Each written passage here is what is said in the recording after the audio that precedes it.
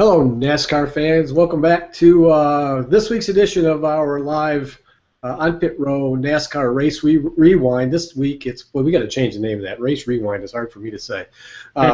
This week for the Pure Michigan 400, I am Charlie Turner, joined by my partner in crime, Dan Beaver. How are you, Dan? Oh, I'm doing great. We finally got some rain here in Central Texas, and we're in the middle of a huge drought. So, Yeah, that's awesome. We had our rain last week. Now we're in the middle of a heat wave, which we'll take it after a fairly cool week last week here in the upper Midwest. And it was a perfect weather weekend almost, at least as far as rain goes, for racing in this part of the country. We had a nationwide series race down at Mid Ohio, about I don't know, 2 hours drive south of me, and of course the big NASCAR Camping World Truck and Sprint Cup weekend at Michigan International Speedway, which is about 90 minutes north of where I'm sitting. And we dodged rain both days. It was close, I thought, but really, really good racing. We're here to focus on the Pure Michigan 400, though, Sunday at Michigan, and won by Jeff Gordon, his third win of 2014. And he pulled it off on another outstanding restart, just as he did at Indianapolis. Any big surprises? Has Gordon got it? Looks like Gordon's got his restart thing figured out. I wouldn't go that far. I think he's getting it figured out.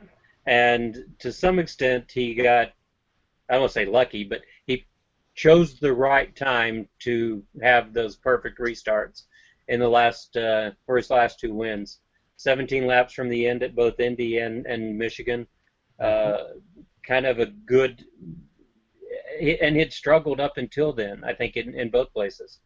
A little bit better in the beginning, kind of faded in the middle, and then good again at the end. And if you're going to do it, that's time to do it. Make sure you get that last restart perfect. But we're going to Bristol next week. I think that'll be a good gauge of exactly whether or not he's starting to figure out the restarts. Well, Gordon talked about that in the post-race press conference at Michigan, talked about his past success at Bristol and how excited he is for the team to get down there on this roll they're on, and I could very easily see them having a big weekend at Bristol and winning another race. That would not be a surprise at all. Yeah. Yeah, 5 wins there. Obviously, he's got the place figured out.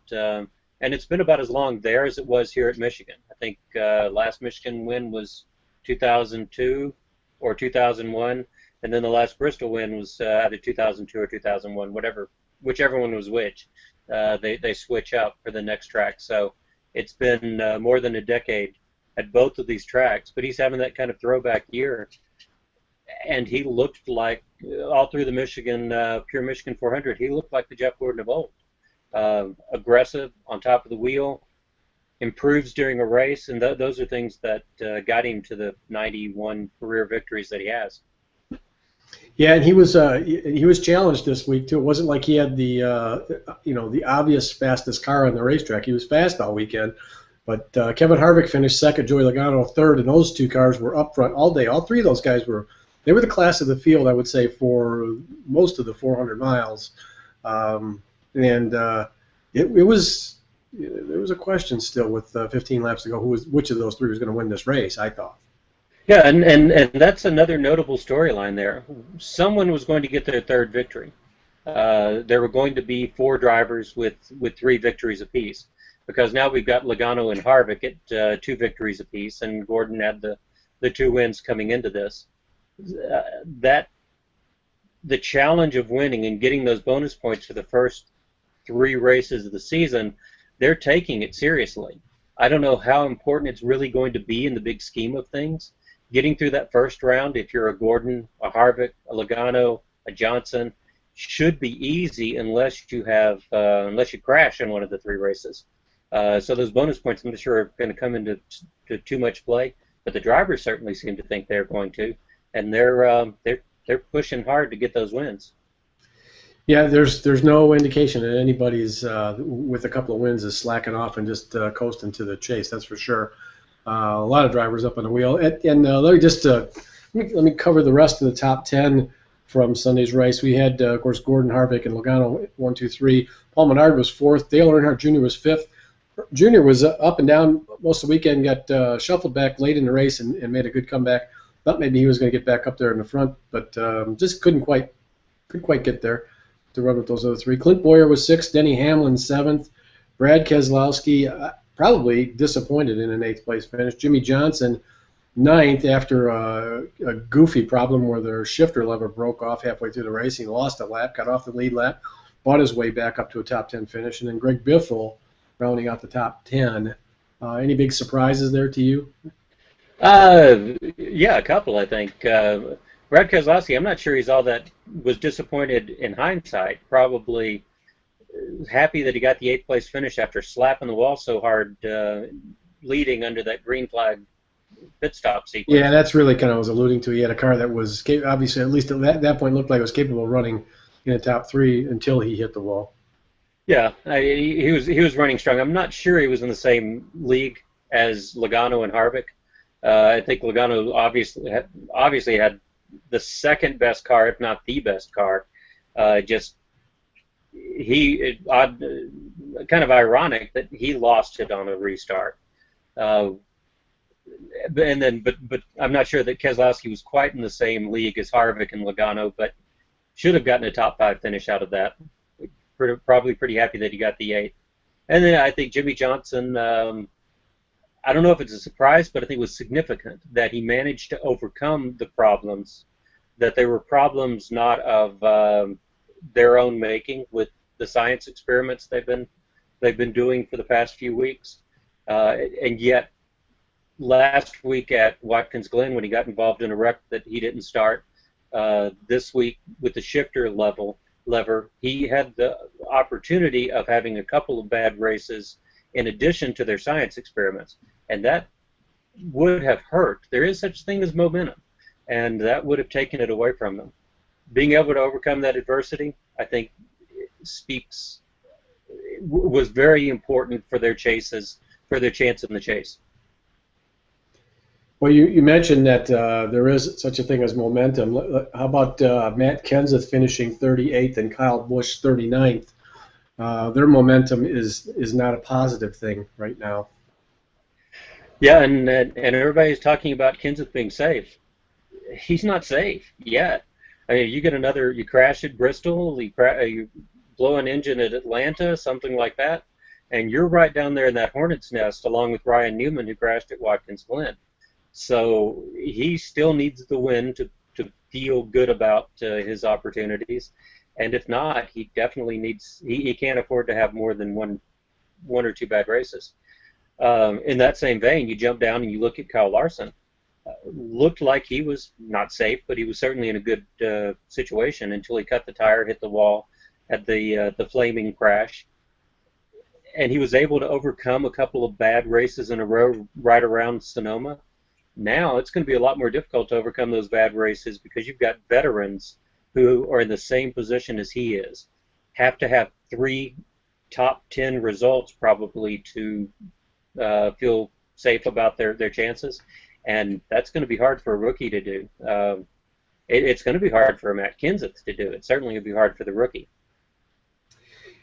Yeah, I mean, it's this chase thing is not set for sure. Right? We did have 4 drivers, I think, who locked up their places in the chase, and I don't have that note here as to who they were. I know Allmendinger was one, and I'm sure you probably have it there.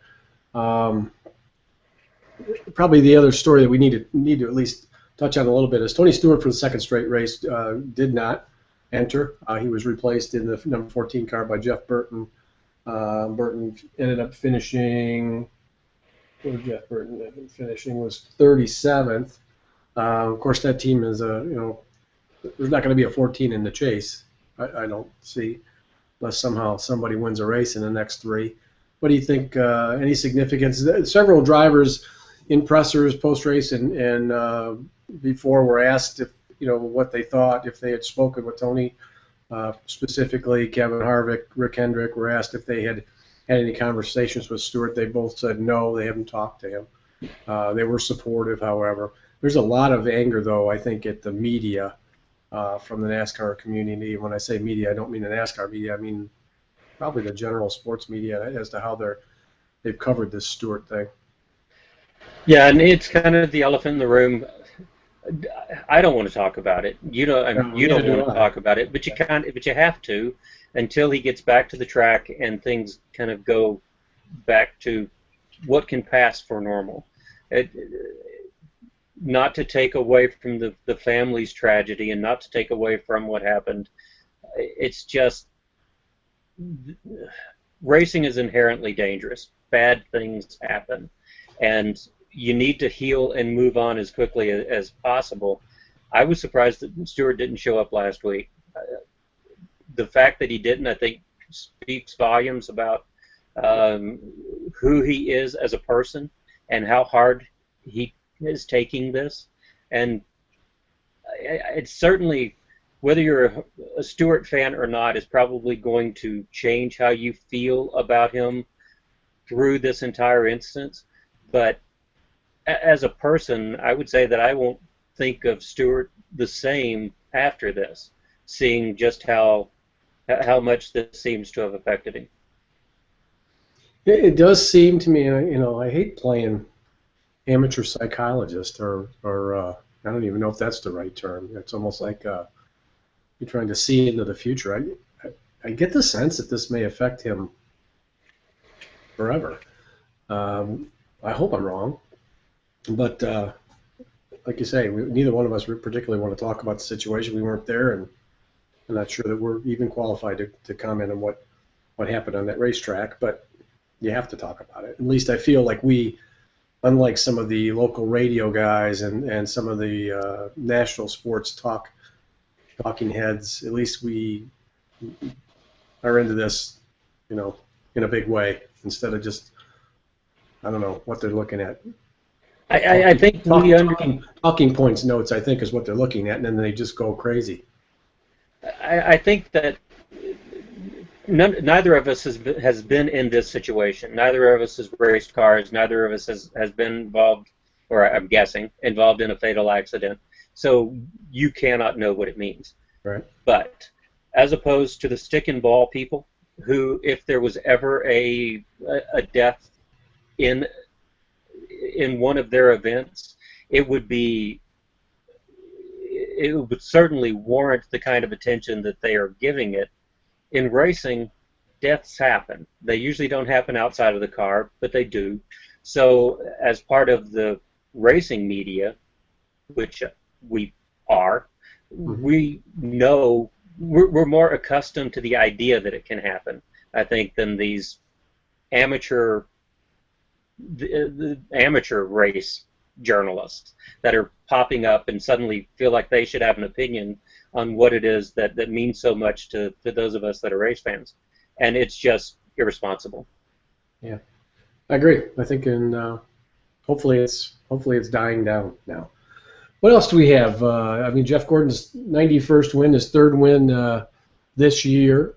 The fourth driver to have 3 wins this year. Those are all stories coming out of Michigan.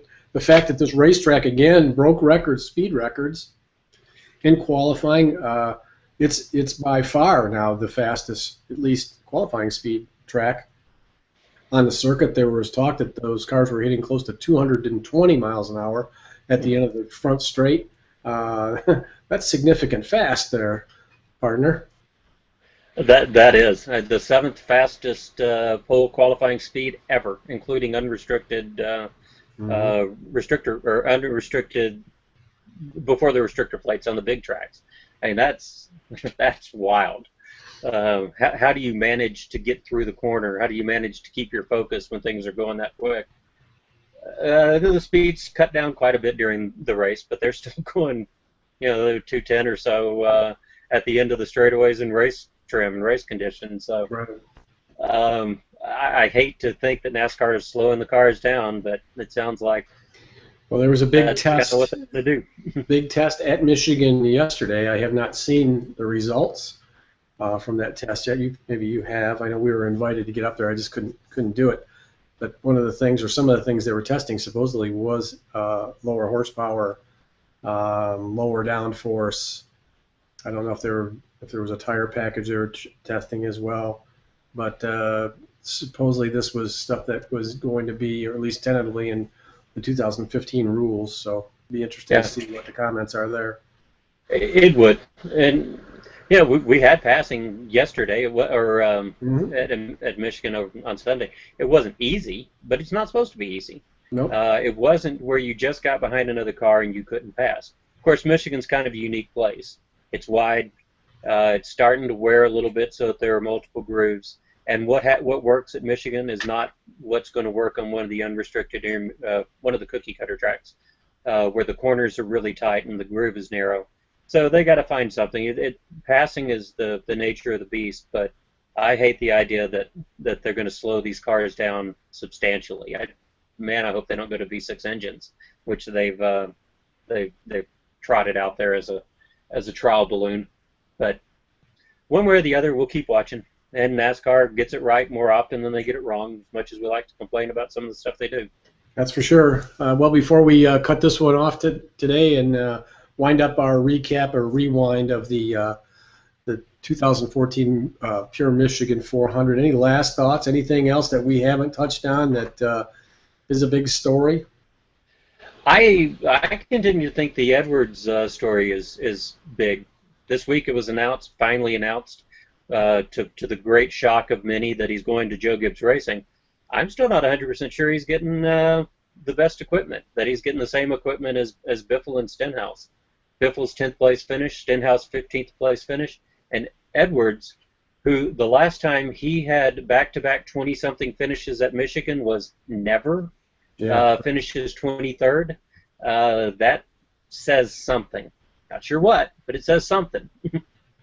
Yeah, I think you're onto something there. And it'll be interesting to see what happens in the next 3 weeks. It seems like Biffle's on a little bit of a roll, but just not quite enough to get up and win a race, at least not so far. Yeah. Well, we'll see. I mean, he's got 4 consecutive top 15, something like that, a couple of back-to-back top 10s. He's peaking at the right time, so I think they got a good shot with him. But I don't think you want to waste that shot with Edwards either, just because you don't like the fact that he's going to a Toyota, if that's what's happening. Right. Yeah. Well, we'll have to keep watching. It's the only way we're going to be able to figure. Nobody's going to tell us that's what's going on. Although Carl may shoot his mouth off at some point here. I can't believe he's going to keep quiet forever if he suspects that's what's going on. Okay, he is Dan Beaver. You can follow Dan on Twitter at Fantasy Race. Read his terrific fantasy racing previews every week on YahooSports.com. And why do I draw that blank on Roto? I need to write it on my screen. Rotoworld.com. They're fantastic. Also, we have a new issue of On Pit Road Magazine. It's going to be out in the next couple of days. So stay tuned for that. We'll let you know more about it. And watch us on our regular weekly hangout with Steve Bronkowitz, Beth Heiser, our live hangout on Pit Road. That's coming up later on today. So thanks, folks. We'll talk to you again next week. I'm Charlie Turner, signing off for Dan Beaver on the On Pit Row Race Rewind.